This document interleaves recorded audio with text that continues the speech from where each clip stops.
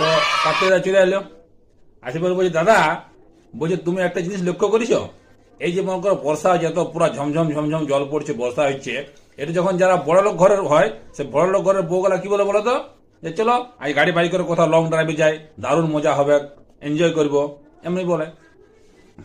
বলে আর ওই যারা মিডিল ক্লাস লোক হয়, ওরা কি বলে বলো তো, ওরা বলে যে দমে জল পড়ছে, বর্ষা হচ্ছে, পুরো ঝমঝম ঝমঝম জল পড়ছে, চলো আজকে আমরা পকোড়ি ভাজা করি, পকোড়ি ভাজি আর আমরা খাবো, চলো পকোড়ি করি আর খাবো, এইটা বলে মিডিল ক্লাসের লোক। আমি বলি হ্যাঁ এটাও বলে।